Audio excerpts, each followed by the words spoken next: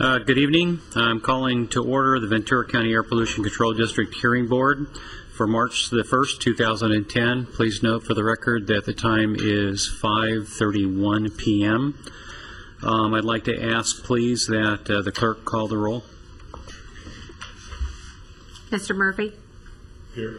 Mr. Herlock? Here. Mr. Stubblefield? Here. And Chair Gasparino. Here. For the record, please note we do have a quorum. The agenda before us tonight, we only have, I believe, one matter before us. Is that correct? From the staff? Okay, that is great. So therefore, we're going to be hearing a petition for PTI advanced filtration. But before we get to that, I'd certainly like to ask, please, that those that will be addressing the district and also the board this evening stand for swearing in the oath. Will you please raise your hand? You and each of you, do you solemnly swear that the testimony you're about to give and the matters now pending before this board will be the truth, the whole truth, and nothing but the truth, so help you God? Yes. Thank you. Thank you for administering that.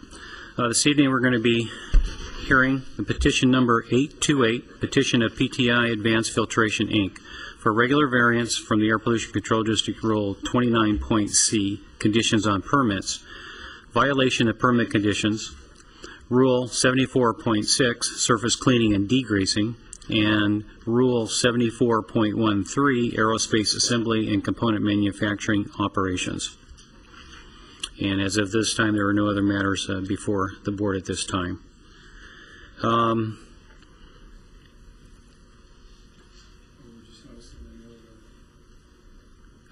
We're going to have, looks maybe a PowerPoint presentation. At this point in time, I'd like to ask that the petitioner, those that will be addressing the board, state your name for the record, and please address the board. My name is Jim Templin. I'll be representing PTI Technologies, Inc. I'm the Environmental Health and Safety Manager.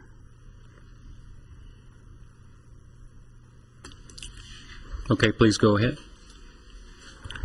I'm Kenwar Suri. I'm Senior Vice President of Operations representing PTI Technologies. Okay, please proceed. PTI Technologies is asking for, we're requesting a regular variance. We're a manufacturer in Oxnard at 501 Del Norte Boulevard, and we produce filtration products primarily for the aerospace industry, but also for the automotive, fluid power industries. The filtration products comprise mostly filter elements, but also the modules that contain them and the valves associated with and so forth. We have two operations there. There's a bubble testing operation, which is part of the manufacturing. The bubble test operation is a quality test, if you will, for the filter elements that we produce and ship. We use isopropyl alcohol, IPA, as the testing fluid, and the way that works is we submerge the elements in the isopropyl alcohol, then apply a slight air pressure to them and look for bubbles, and if there are bubbles, then we know we have a leak. The vapors from the IPA are collected in a total enclosure room we call the bubble test room. Those then are ducted to a catalytic oxidizer where the vapors are destroyed in the catalytic oxidizer, and the required destruction efficiency according to our permit to operate is 90%. Also in our what we call our aerospace assemblies, we use hexane for wipe cleaning operations to clean some of the assemblies. The hexane is also used in a permanent total enclosure, and that also is ducted over to the catalytic oxidizer where the ROCs are destroyed before they're sent into the atmosphere. We have total sales of approximately $46 million per year at this point. around 215 employees. We have about 3,000 open contracts with various aerospace, automotive, fluid power customers, and we produce approximately 5,000 separate different individual part numbers that are sold to our customers. Our production currently, we don't stock the products that we produce, but we produce them to sales orders, which are then shipped out directly to the customers. What we're asking is that we be granted a regular variance so that we can continue the process that we had started with the interim variance to replace the catalytic oxidizer that's currently in place. The oxidizer, we had a source test done on it in November of 2008, and during that source test we did not make the required 90%. We were only 87.5%. So immediately after that we put together a plan to contact the original equipment manufacturer, which is Catalytic Combustion Corporation, and we pulled the modules out of the catalyst modules, sent them to Catalytic Combustion to have them refurbish the modules. They did a test on the modules and came up with 69-point-some-odd% effectiveness of the catalyst. They were able to chemically clean them, and they came up to a 94% activity level on the modules. So they air freighted them back to us. We reinstalled them in the unit and scheduled another source test, and I believe that was in January of 2009. When we conducted that source test, we had a destruction efficiency of 90.3% or 90.4%. So we passed, but only by a little bit. So at that point we began asking ourselves, why are we passing by only a little bit when the catalyst modules should be much, much cleaner than according to the effectiveness test? So we began dialogues back and forth with Catalytic Combustion Corporation to determine what was happening. And the advice from Catalytic Combustion Corporation is that the possibilities for having a low destruction efficiency are not as high as we expected and wanted, were that either the catalyst is not effective, and we know that the catalyst is effective, or that there is a bypass somewhere in the system. In other words, cracks or leaks of some sort. Among those cracks or leaks, the two probable areas, according to the manufacturer, were either where the catalyst modules seat and are sealed inside the catalytic oxidizer, or cracks at various positions at various places inside the oxidizer. What we did was we checked the sealing, we redid the sealing of the modules, and then we thought we were still getting some leaks in there, so we did some testing, and we actually got to the point where we thought the tubes or the welds where the tube contacts the tube sheet was cracked. So we took some measurements and made some plugs that we could weld into place should they be necessary after we did the test. So after we did that, we actually contracted with Catalytic Combustion to come out, and I believe that was in June when they were able to come out and do a pressure test for us. And their finding is that there were so many cracks in there that they were in areas that are not readily accessible for repair. So at that point we decided we should start looking for a replacement oxidizer, which we did. Then when our regular testing period came around again, our regular testing period would have been in October. We tested the unit on October 1st, and we failed to meet the required 90% destruction efficiency. We were at 78 and some fraction % destruction efficiency. At that point, Kenmore and I visited with, I think it was 2 members or 3 members at the district, and they advised us that we should ask for an interim variance and also a regular variance. So we applied for the interim variance.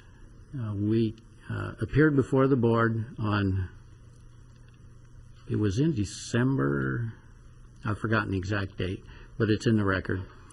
We were granted that the interim variance, and now we're appearing before the board to request a regular variance so that we can continue to replace the catalytic oxidizer. We have applied for an authority to construct. That has been granted. We placed the purchase order, and we're in the final stages of actually finalizing the exact schedule for completion, and Kenmore will talk a little bit more on that, but we have a design review with the manufacturer of the new catalytic oxidizer. It's actually a regenerative thermal oxidizer, which is a newer technology. It will provide a little bit better destruction efficiency than the current one that we have now did when it was new. It also will use much less energy, so it'll save gas and it'll reduce our carbon footprint at the same time. So we've also looked at our location. We're located in an industrial area, and looked at the locations of nearby schools, which are approximately a mile away, any residences, which are also approximately a mile away. The nearest hospital is about 2 miles away, and so we believe that there wouldn't be any economic benefit to closing down the operation, so we're requesting that the regular variance be granted so that we can continue our operations and pursue replacing the old catalytic oxidizer with the new one. Thank you, Mr. Templeton. Ms. Turry, did you have anything to address the board? Yes, sir. I would like to add a couple of things here. Our sales volume, like Jim Templer mentioned, has dropped because of the economy. It's not as it was before when we were granted the permit. I think it was 10 point some tons per year.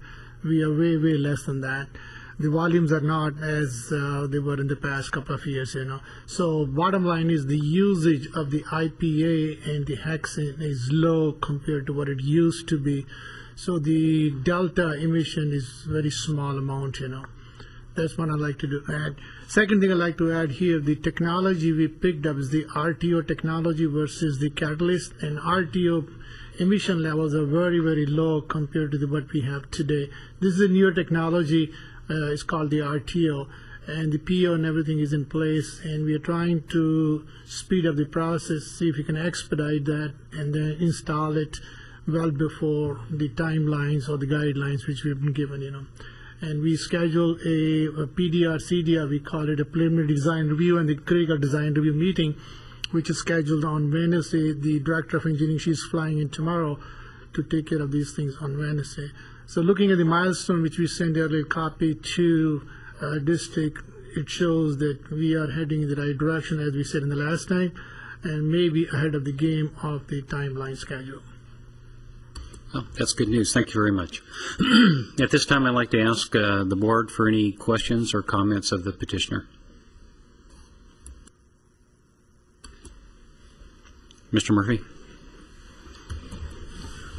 Yeah, the only questions that I would have is just a little bit to get a little bit more thorough understanding of the timeline between February of 2009 and September of 2009 when you submitted the plan for replacing the oxidizer to the district. And in February of 2009, isn't it correct? At that point, you knew that you were just barely above the 90% threshold, correct? 90.3? Yes, that's correct. And actually, when they had tested it back at the manufacturer, it had been, they tested it out at over 94%, correct? Their test was a different test from ours, because ours was a destruction efficiency test, and they had no way to perform one of those. Okay. So what they tested was the effectiveness of the catalyst itself. Okay. And at that point, you perceived, because you were so close, even after you'd rejuvenated this thing through cleaning, et cetera, that there were potential problems here, correct? We were not really sure at that point what the problem was, so we began to look into what that problem might be. Is it a problem with bypass, process bypass, which is what we eventually found out, but it took us some time to get to that point. The first steps we took were to call the manufacturer, the original equipment manufacturer, and find out, what do you think it might be? And so they got back to us and said, it could be a problem with the catalyst, but since they had tested the catalyst and found that the effectiveness of the catalyst was fairly high, it was in the 90% range, that then they pointed out the fact that it could be a problem with bypass. So we checked the bypass. The first thing we did was actually check the seals, where there are actually 8 modules that go into this particular unit. And if any of those seals are not properly installed, there's a bypass there. So we pulled those out, checked the bypass, or reinstalled the seals to make sure that they were okay. We did not have any method for actually testing directly bypass nor a pressure test. So we called them, told them the results of that we had put it back together. And then we tried doing some measurements of our own. We normally use Horizon air measurements to do our destruction efficiency tests. And they'll do them per either method 18 or method 25, and it's been method 25 recently. But that's a fairly expensive test. So we tried a handheld FID, micro FID device, and we found that our tests on that, they were tough to do because of the variability, as compared with doing a longer term average test. When Horizon measures the destruction efficiency, they run for an hour at a time and then average 3 tests. So they get a better average, where for us, with a handheld device, we weren't sure. So in continued conversations, and we'd find out something, and then maybe a few days to a week later, we'd call the manufacturer, who then would, that is catalytic combustion. They would ask us to try something else, and then we finally came to the conclusion that the best thing would be for them to do a static pressure test. Okay, but about what time was this? Do you have any timeline on this? Yeah, this occurred somewhere, it was between the January and the March time frame, when they also suggested that what we might do is look at the ends of the tubes and the tube sheets and see if we could see any cracks. So we did that. We weren't seeing any visible cracks, and so we, Kenmore and I in particular, talked over, should we put some kind of is there a way to pressurize this? We didn't have a way to do it. Or is there a way to put some kind of a gas in there that we could do a leak test on and see if we could figure them out? And we didn't have any practical way to do that either. But at the same time, we began we manufactured some plugs so that when we did a pressure test and we talked to catalytic combustion about actually doing a pressure test for us, they said they've done that before in the past. And so they got their equipment together and then scheduled within their time frame so that they could come out and actually do a pressure test for us. And at that point, we had plugs ready and a welder ready and so forth. But between the back and forth, it took a little bit of time to do that, to get all that put together. It was in, I think it was June when they actually came out. Schedule pressure. The pressure test. So it took between May and June just to coordinate when they were going to get there to do the test? Yes. Between March and June. It was the early part of June when they actually did the pressure test, and that's when we found out that they weren't able to hold pressure at all, and so we tried putting in their flares, basically a smoke bomb to look for smoke to come through to try to figure out where the leaks were. But we just weren't able to actually pin down where the leaks were. So we asked them, well, what do you think? And they told us what they thought about where the leaks might be, and they said they either could be in the tubes, in the joint at the tube-to-tube sheet, or in the shell of the unit, or in the welds between the shell and the tube sheet. And many of those areas we weren't able to get at all. We could see a portion of the tubes by getting into one of the ends of it, but all the other areas we weren't actually able to see without actually tearing the entire unit apart. Okay, so you're in June now, and you found out, okay, yes, we've got these won't even hold pressure. That's right. And so at that point, your thought process is do more testing or do repairs, start finding a replacement.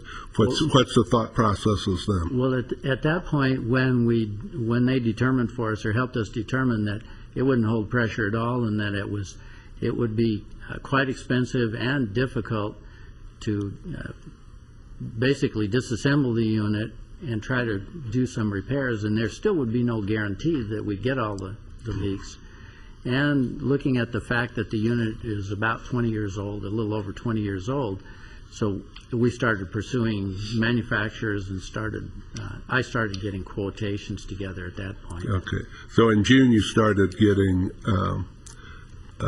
quotations, and then just the time frame then June, July, August, yes, September, before you finally got all the information together so that you could submit a plan to the APCD. So that we could select one, yes.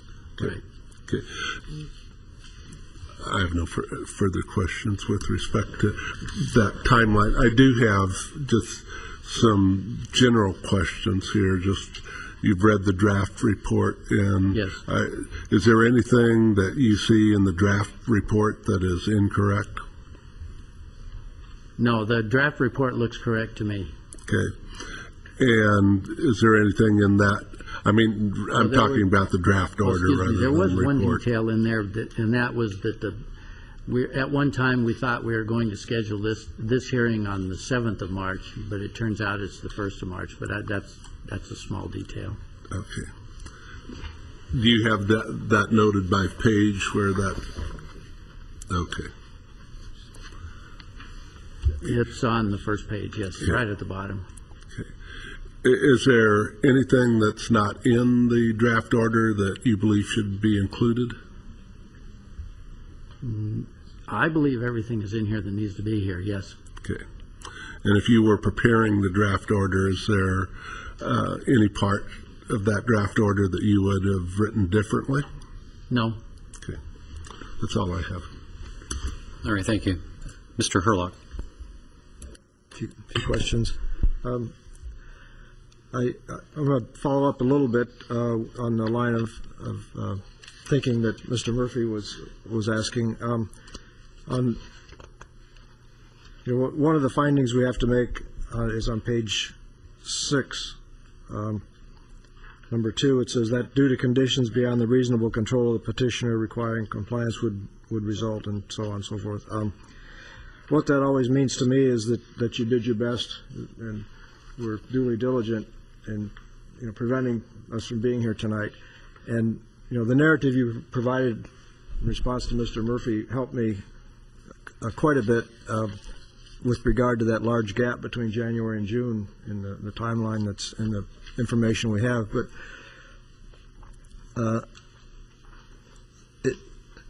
can you give me a little assurance? It still does seem like a long time that you really were doing your best during that period to you hadn't failed, but you knew you had a problem. I'm just looking for a little convincing that you were not slacking off during that big gap in the timeline. Well, I guess in looking back at it, and I've been a project engineer for many, many years before I took this current job. And one of the things that always puzzled me is, why couldn't I go straight from A to B? And I found that the analogy I give is, if I'm out hiking and I'm crossing a stream and I'm trying to step on the stones, until I get to each step, I can't see the next step I'm going to take. And sometimes it's not an exact straight path. So I would say that during that time period, we did indeed knew that we had a problem. So we began to address it. And the most direct way we could address it, because we're not an expert in how these catalytic oxidizers work, so we contacted the OEM, which is catalytic combustion, and asked for their guidance. So they were helping us work through it, but we would ask them a question, either by email or by phone or by both. We sent them some pictures and several other things, and then they would come back to us and give us their recommendation or the next set of questions to ask. So then what we would do is go in and look and check the next set of things, and then it just took us some time to do that, to do the back and forth. Also, since we're required by our permit to operate to have the unit operating 24/7, we couldn't just shut it down any old time. So the few times that we did shut it down, we had to schedule around production so that we wouldn't actually be producing any product at that time and not have to put any emissions into the air. Okay, that's helpful. Thank you. You're welcome. When you were here in December, as I understand it, you did not. I think you said you had some bids at that time, but you had not selected a supplier. That's correct. Could you run through the steps from having the bids to today, when it sounds like you've placed an order? Do you want to take that, Kenmore? Yeah, I can take that. I want to go back to just for a brief second, just to explain it to you, the current catalyst. We did go back to the OEM and ask them all the permutation combination. Typically in the oxidizer, the two things which could go wrong. One is the catalyst, which is a platinum thing, and the other thing is the leakage. Leakage could be from any tubes. There are about 48, 52 tubes, and the shell is about 3 core shell, So there's a whole bunch of values there. It's not that we didn't give up. We were working very closely with the OEM to understand what was going on. The first step they said was perhaps the catalysts which have not been serviced for several years, that is the first thing you need to attempt. So we had to shut down and take the catalyst, make a special box for each eight of those catalysts and send it out. Yes, it took 2-3 weeks to get it clean, organize that thing, and then next step was to take a look at the tubes, like look at the inner shell, look at the outer shell. So constantly we were working with those people because, like Jim mentioned, they are the OEM, they have the design, they know detail because they are in business to make the catalyst and sell the catalyst. So we were working very, very close with these people almost every week, every other day, trying either on the email, phone, or working in the back of the units, So it's not that we were not working with these people. Going back to the second question, you said, yes, we immediately went back and started looking for some of the best people who are producer of the catalyst, and then also looking at the technology, which is the RTO technology, which has superseded all the old technology of the catalyst, because you still need some gas to burn it. And this new technology, RTO, it takes probably 1/10 of what we currently use, So Edison gas people were very, very excited. They said, you picked up the right technology, the right unit, So yes, it took us some time to put it all together, but we wanted to make sure that this unit we buy, we spent almost $250,000. We wanted to make sure the investment is done right and we don't pollute. And then the most important thing is good for the next 20, 30 years, So we want to pick up the right thing. And I think we did a great job in picking up the right technology, RTO. And we narrowed down from 5 vendors to 2 vendors, and then we placed the PO with one of the vendor, which is again the current vendor, CCC, Catalyst Combustion. So the order is in place, and I initiated the PDR, CDR, which is a design review meeting. I said, you come in here and take a look at the pad, because you need to have a big concrete pad, which is almost 35, 38 feet long by 12 feet long and 6 inches deep, So I want to make sure that we cover all the grounds, not just bringing somebody the old technology and bringing something which is going to be obsolete in another 3, 4, 5 years, Did I answer your question, sir? Do you know approximately when you placed the order? The order was placed, I think I gave that schedule 22nd of last month or 23rd. And I got the acknowledgement, and the T's and C's were done, I think, this morning or on Friday. Okay.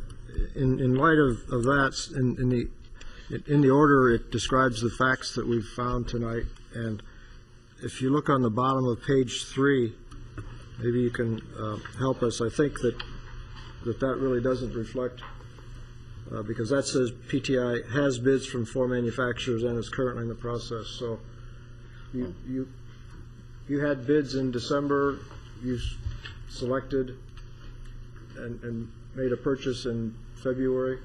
Yeah, we actually initiated the purchase order back in December, but finally we have to go through a approval process. There is a certain threshold of dollar value by department heads.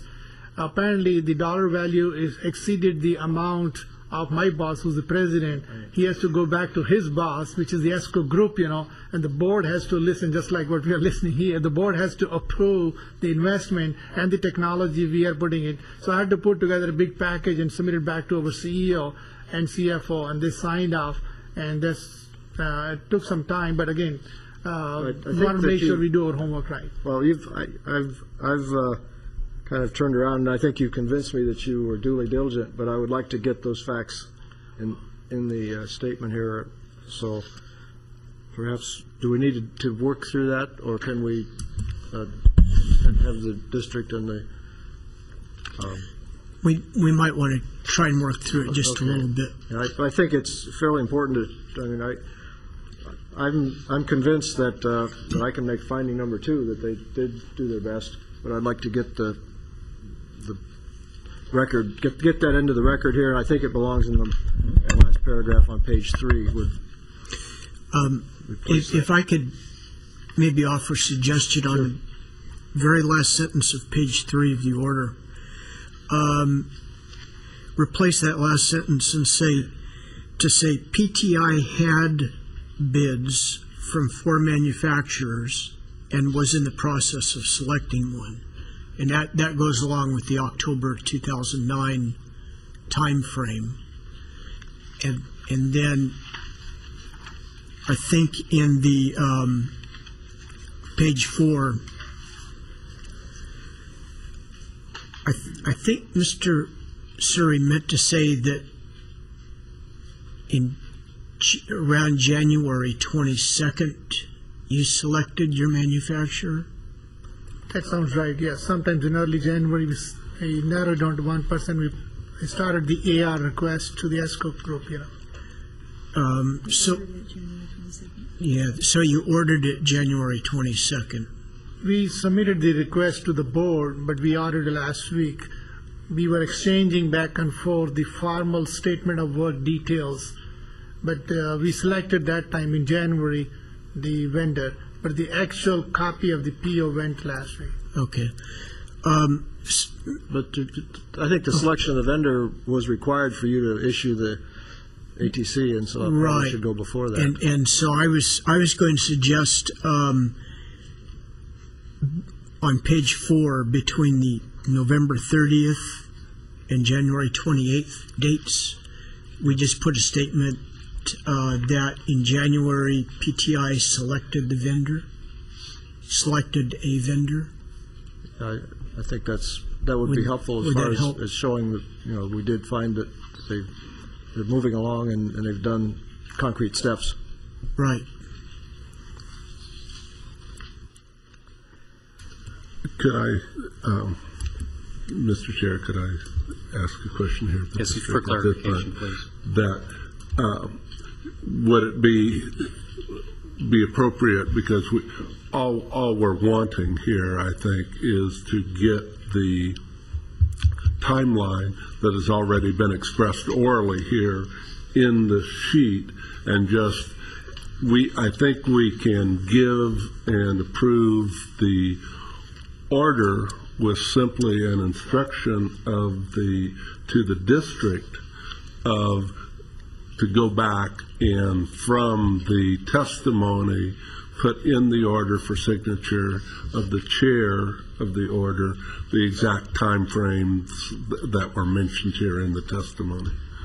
And then we don't have to be trying to work on the wording right here. Counsel? Yes, that can be done.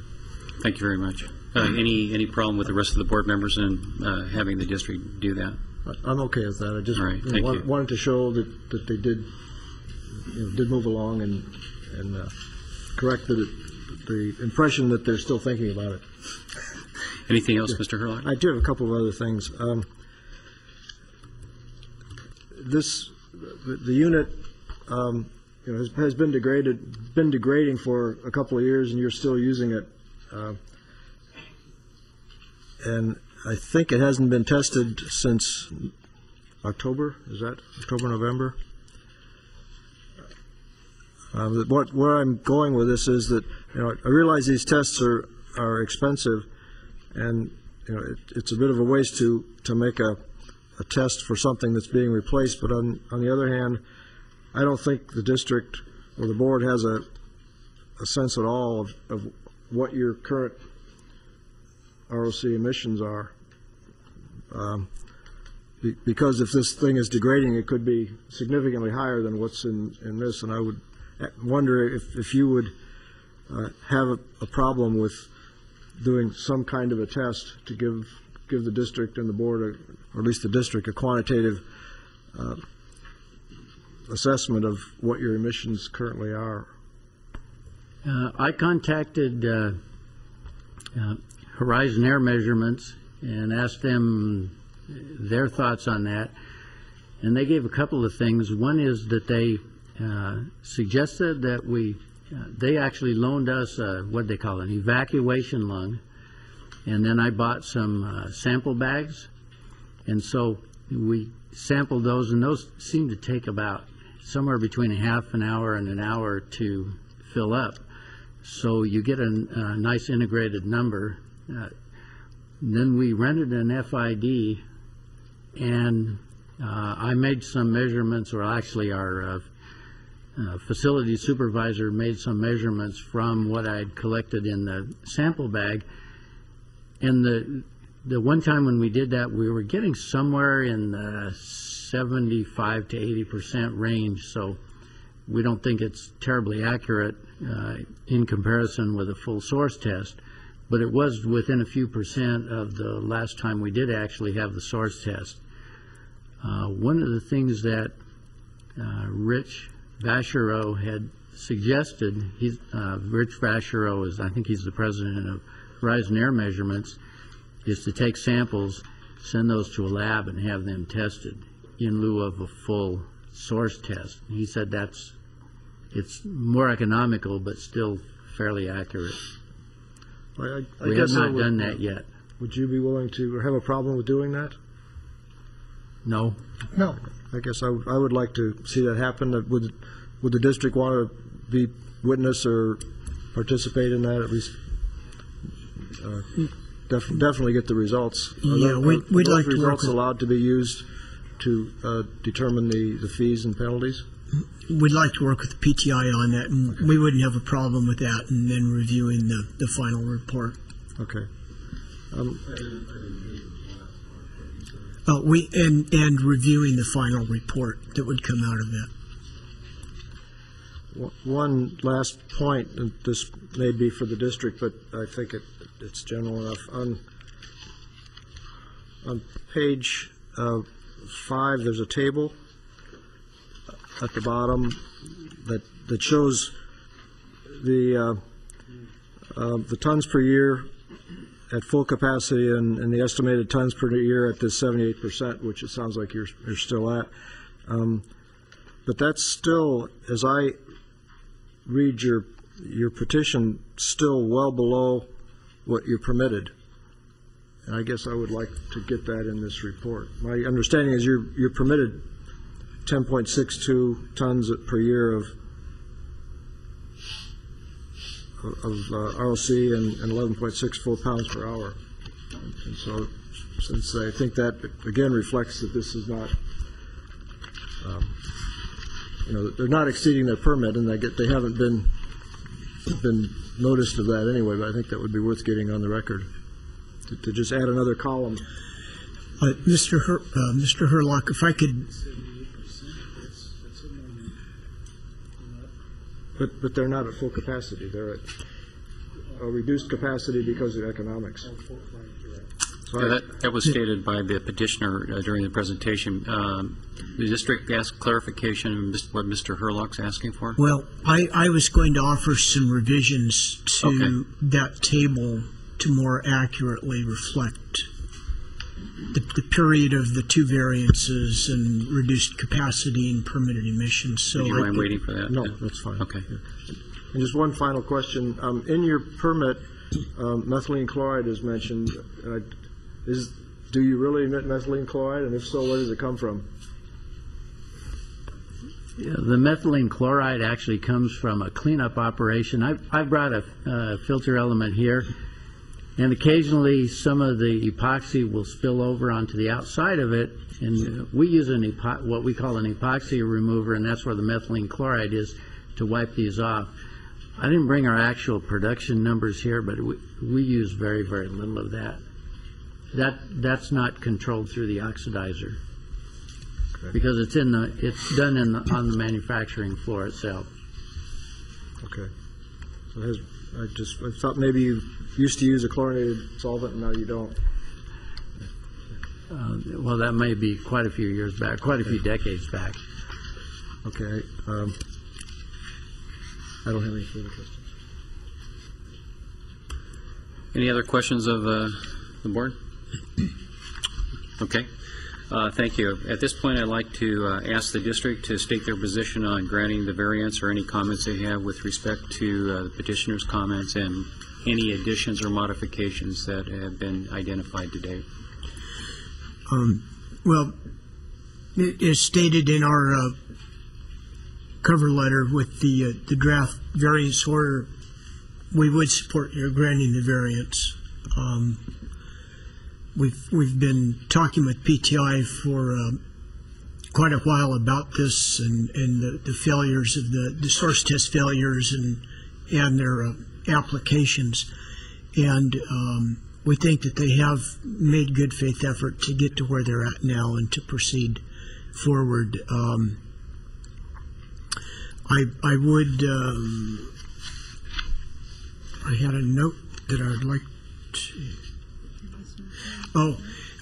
just a little bit of clarification on the timeline, a little bit additional clarification. They tested on October 1st of 2009. The statement in the chronology says that the efficiency was measured at 78.2%. We didn't know the test results on the date of the test. What typically happens is they do the test, the company takes the samples back to the laboratory, does the analysis, comes out with a report that we eventually get. And it takes about 30 days, sometimes longer, to get that test report. So it wasn't until sometime probably in November that we got the test report and said, hey, they failed the test. And that they were aware of that failure also, probably sometime in November. So there was about a month lag between the test and the determination that they failed that test. So I just wanted to kind of give that as a little bit of clarification for you. Regarding the table on page 5, What I'd like to offer is kind of an expansion and correction to that table in the paragraph, and this is page 5 of the draft order. In the paragraph just before the table, it says PTI projects their ROC emissions during the variance period to be approximately 6.56 tons per year. I looked at those numbers again, and what I would suggest would be to state that PTI projects the ROC emissions during the variance period to be approximately 4.4 tons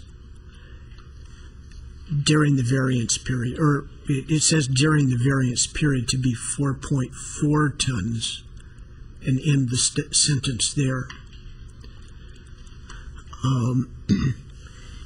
In the table, I would suggest that we kind of rename the table projected emissions during interim and variance periods, interim and regular variance periods, and add a new column that would give the permitted emissions at full capacity,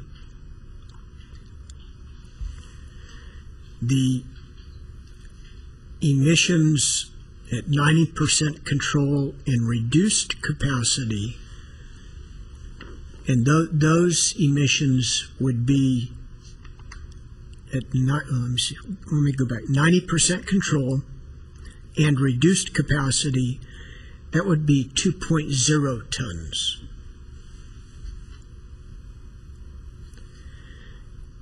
And then the far right column would be 78% control, reduced capacity, 4.4 tons. And what I'm trying to do is more accurately reflect the emissions during this 8-month variance period, going back to, I think, December 7th through the projected date of July 9th, so the reader can more accurately see what the true emissions would be at reduced capacity, both as if they were in compliance and at the 78% control level. That approach satisfies my concerns.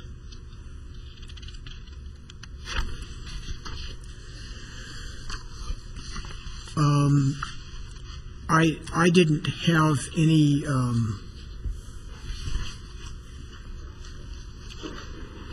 additional questions of PTI. I think they did a good job stepping us through the sequence of events, the chronology. One more clarification on the draft order. Mr. Templin pointed out about the March 7th date, and on the first page, very last line, it should say on December 7th, 2009, the hearing board granted interim variance number 827 that authorized PTI to continue operating until a regular variance hearing could be held, or March 7, 2010. It should say on or before March 7, so we'll make that correction in the final order. And those were the only comments that I had. I'd be happy to answer any questions. Any questions, the Board of the District? Please. Mr. Murphy? And this really doesn't have too much to do with you, but this is the only time that, especially for somebody a little bit new, an opportunity to try to be educated for as we go along. The cost of the tests that you do in situations like this is approximately what? We don't get involved in the cost. The petition, well, the business pays for the testing, but probably at least $2,000 to $5,000 for the type of testing that they would have done. Yeah. That, and in this particular situation, you knew that they'd had problems, and that when they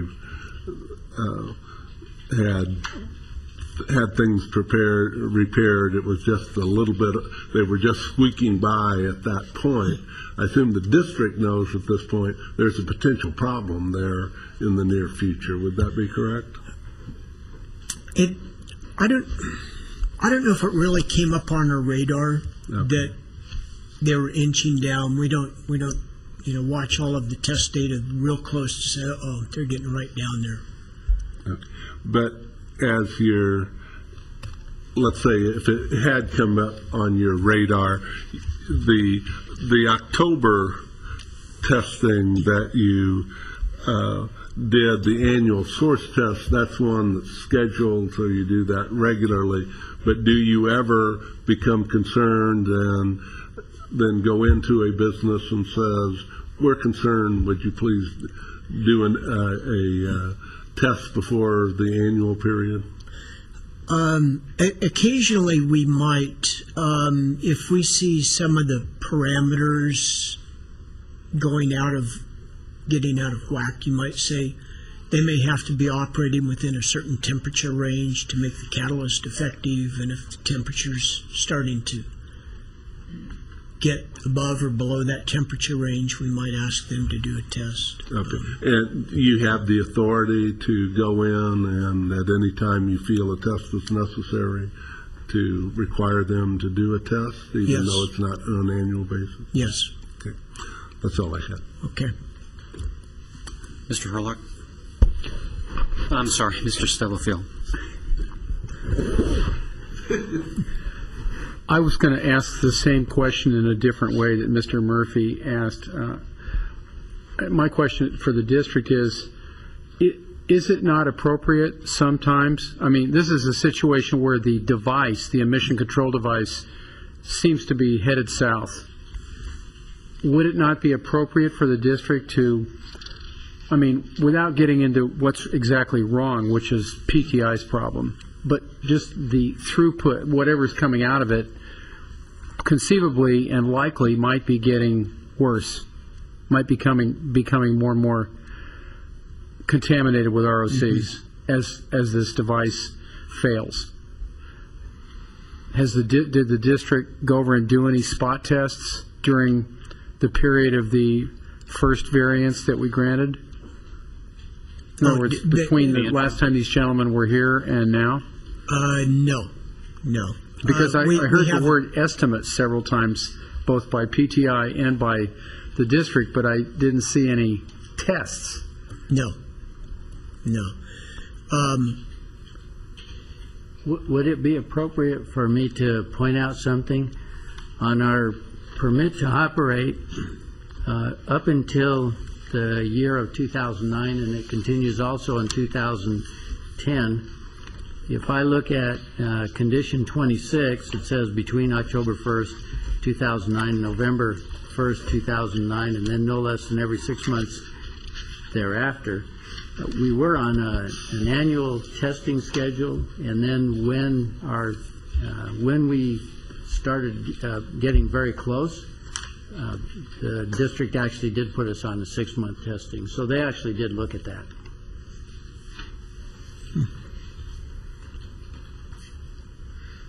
Well, that's good. Thank you for making that point. But my question really was for the district about the appropriateness, and just in general, in this type of a situation, would it not be appropriate for the district to monitor perhaps a little more regularly, a little more, maybe with more closely spaced intervals between tests? Because they're going to operate with this failing catalyst for a while now, until the new unit is built and installed and tested and approved. Right, yeah. It is a good point. I mean, I understand. It sounds like they're well below their threshold, as several people on the members of the board have already pointed out. But is that necessarily going to remain the case until they get the new one in?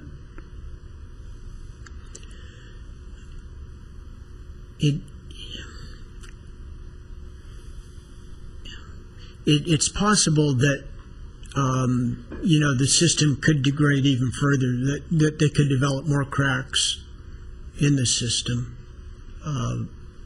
and degrade the efficiency of the system to a larger extent than it is now, than the 78%.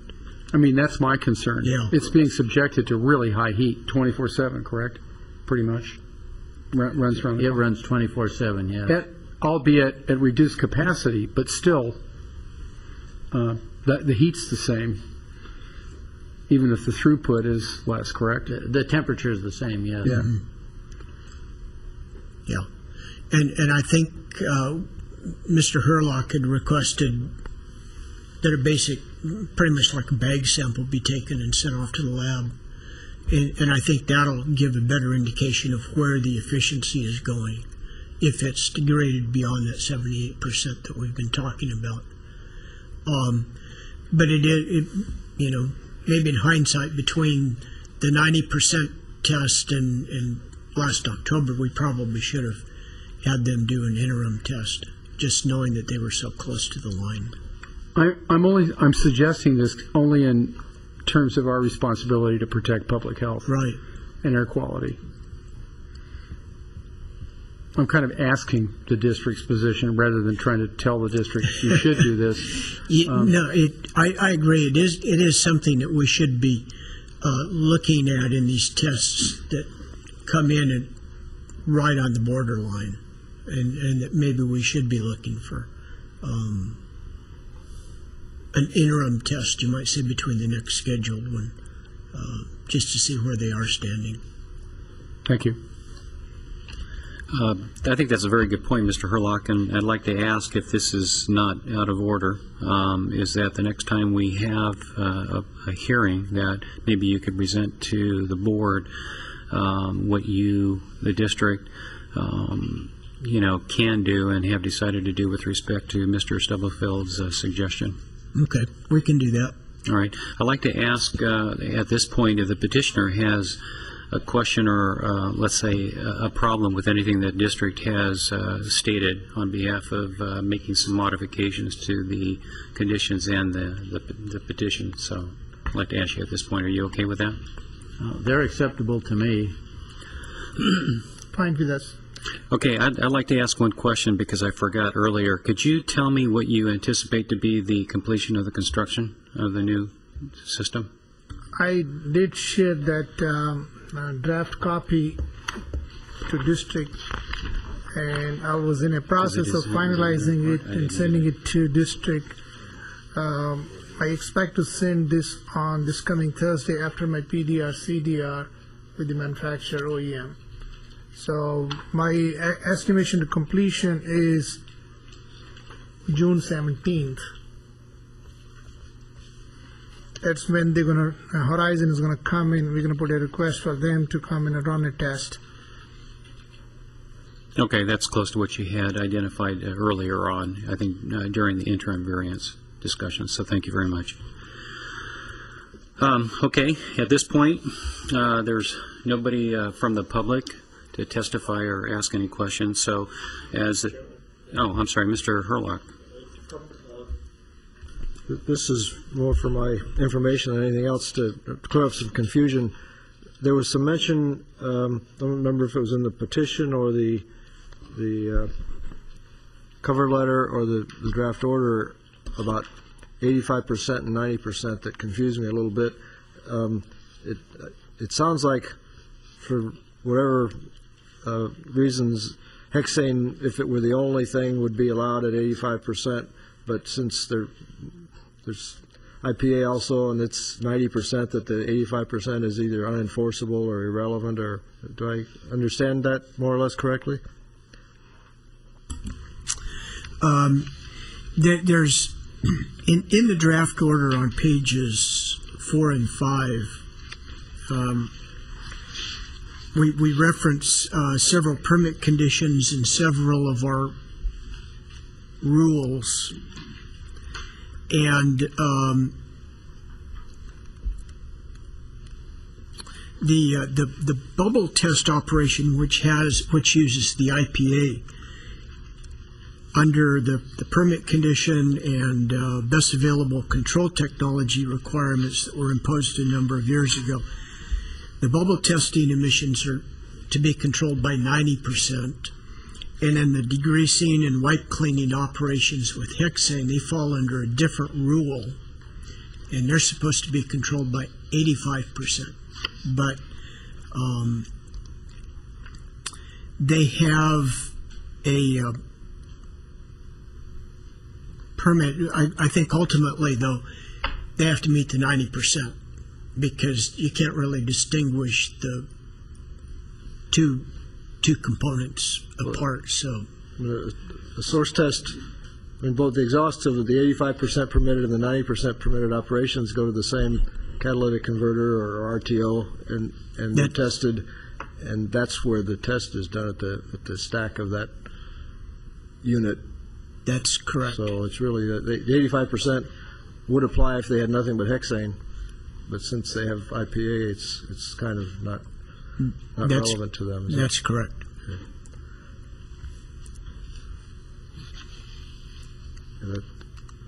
And I guess, did we pick up this little typo, or not typo, but on the bottom of page 1, that hearing could be held on or before March 1st? Yes. You got that, okay. No further questions. Anything else from the board? Okay.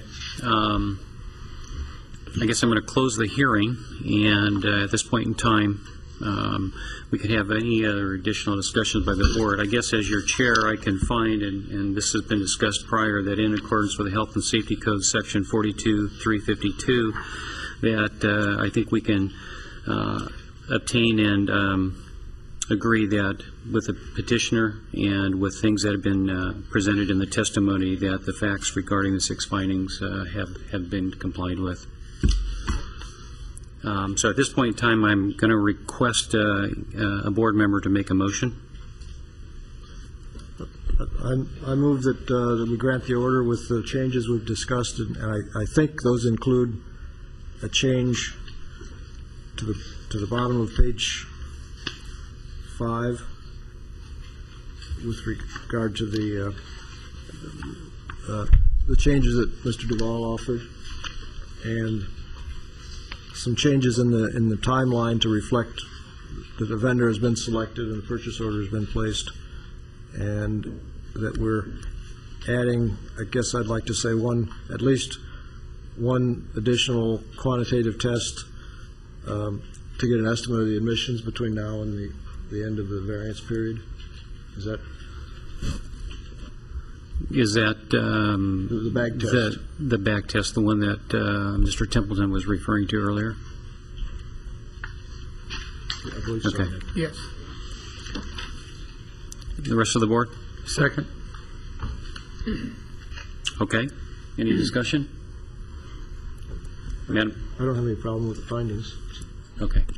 Madam Clerk, would you please poll the board?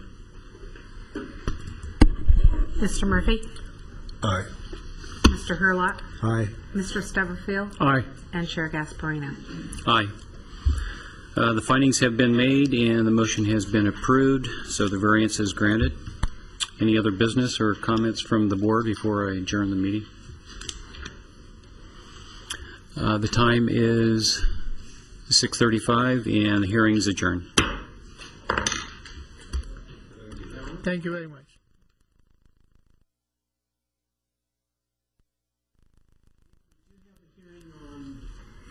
March 22nd. Steve,